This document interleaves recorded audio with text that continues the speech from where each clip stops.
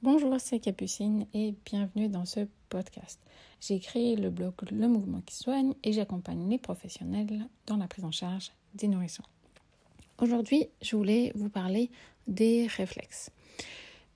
De vous expliquer un petit peu c'est quoi les réflexes archaïques, les réflexes primordiaux, refaire un point sur la base sur laquelle je travaille, en plus de la compréhension du mouvement et de la posture, de l'évolution de la posture. J'aime beaucoup la compréhension des réflexes archaïques, mais je me suis dit que ça faisait un moment que je n'avais pas expliqué c'est quoi exactement. Donc, j'avais envie de refaire un podcast pour vous expliquer exactement ce que c'était, comment ça marche, comment on les utilise, parce que les réflexes archaïques sont utilisés également en médecine, mais ils ne vont pas exactement observer la même chose. À la naissance, le bébé est environ équipé de 70 réflexes et il y en a tout un tas qui sont connus en médecine et en pédiatrie et qu'on va tester le jour de la naissance. On va tester souvent le réflexe de Moro, le réflexe d'agrippement, le réflexe de traction des bras, le réflexe de marche automatique. Quand on tient l'enfant par le thorax et on le penche légèrement en avant, on va avoir le mouvement de marche qui est complet et qu'on peut observer. Et en médecine, on va observer et s'ils ne sont pas présents, on va suspecter un problème neurologique. Dans l'approche des réflexes archaïques, comme moi, on me l'a appris, on ne va pas chercher de désordre neurologique du bébé. C'est de la médecine, ce n'est pas de notre ressort. Mais on va observer les réflexes, comprendre à quoi ils servent parce qu'ils sont là pour soutenir le développement de l'enfant. Donc les comprendre, de savoir comment je les déclenche vont nous aider pour accompagner les enfants.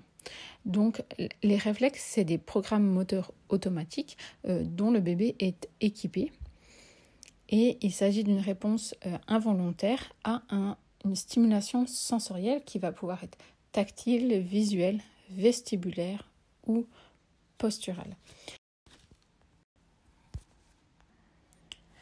Tactile, cela veut dire que quand je touche, je déclenche le réflexe. Comme le réflexe d'agrippement, je mets quelque chose dans la main du bébé, le bébé serre la main.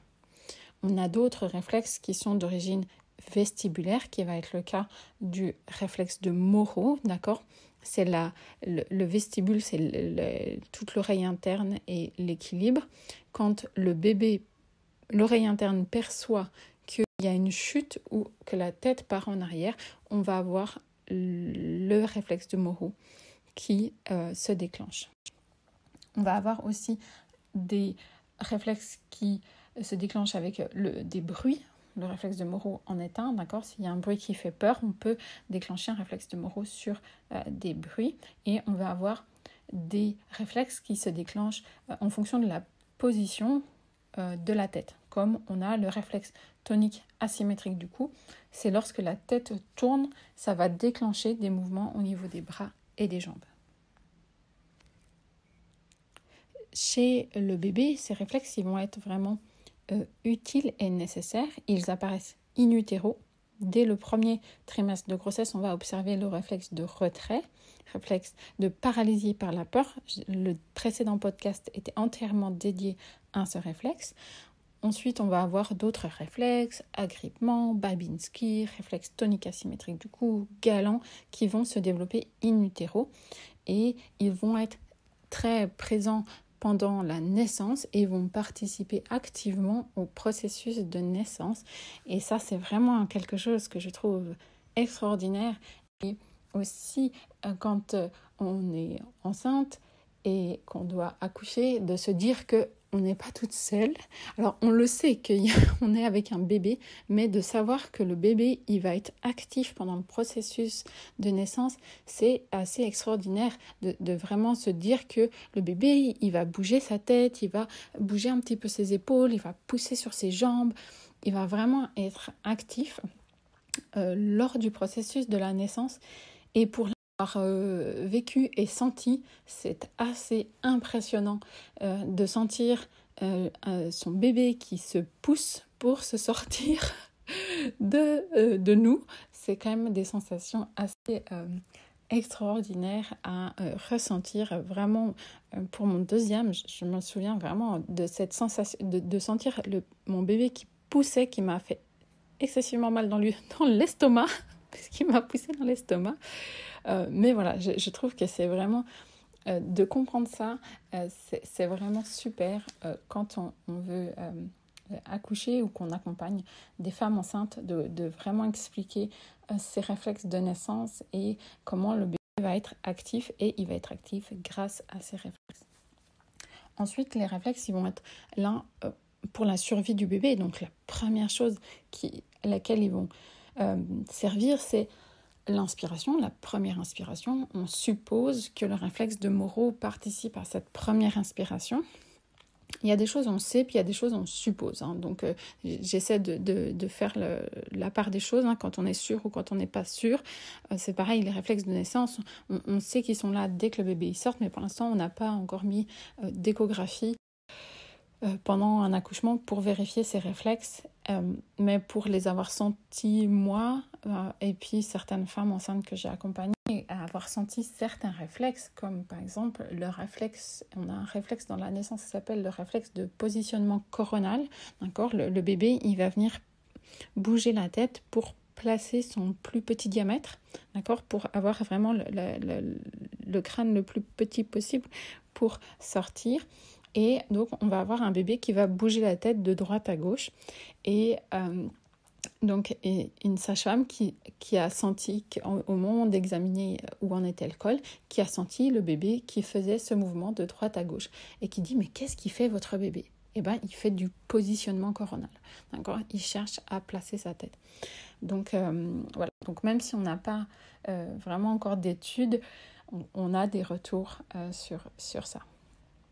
Donc voilà, le bébé fait sa première inspire et ensuite les réflexes vont servir pour se nourrir. Donc on a tout un tas de réflexes pour se nourrir, d'accord. Même les réflexes de reptation, d'accord, quand le bébé va ramper, peuvent être considérés comme des réflexes d'alimentation, puisque quand on pose le bébé sur le ventre de sa mère, une fois qu'il est né, on va pouvoir observer ces mouvements de reptation pour aller jusqu'au sein. Et ensuite, on va avoir des réflexes comme les réflexes de fouissement et ensuite succion, déglutition qui vont s'enchaîner pour pouvoir téter.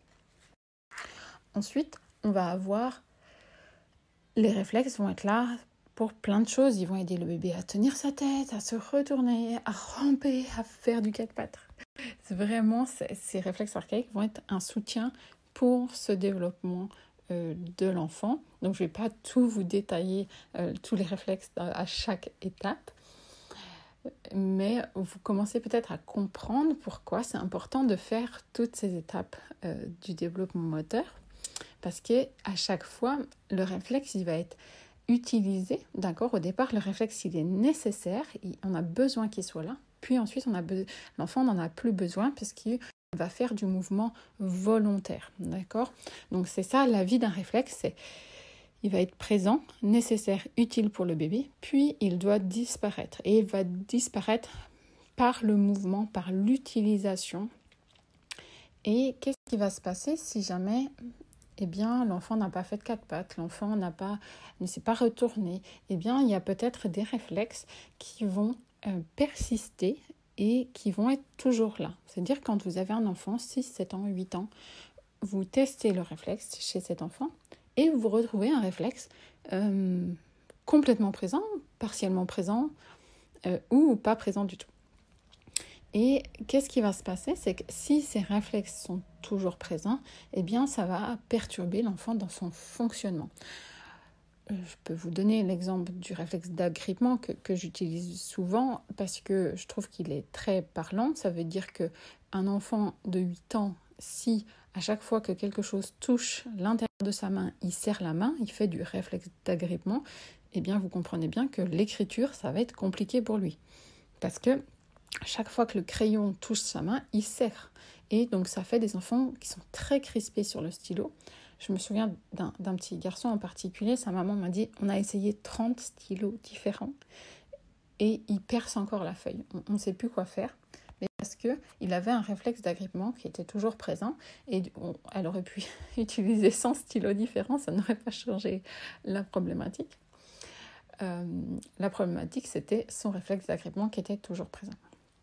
Et c'est pour ça que les réflexes archaïques commencent à être de plus en plus utilisés dans la prise en charge des enfants qui ont des troubles d'apprentissage, parce qu'on va travailler sur le corps pour que l'enfant puisse apprendre. Les réflexes archaïques, c'est comme un caillou dans la chaussure en fait. Ça va vraiment gêner l'enfant parce que imaginez ce réflexe de Moro par exemple. On peut se le déclencher tout seul entre guillemets, vous penchez en arrière, une grande inspiration, on a aussi les yeux qui sont écarquillés. On est en situation, on a peur. Voilà, c'est vraiment ce réflexe de Moro, il est comme ça. Donc imaginez, vous êtes comme ça, vous avez eu peur et ce réflexe est toujours présent chez vous. Eh bien, c'est compliqué de se concentrer en fait, d'accord, d'être présent, d'apprendre. Parce que si on a toujours ce réflexe qui est même en fond, vous comprenez comment il peut perturber en fait ces enfants qui ont du mal à se concentrer par exemple.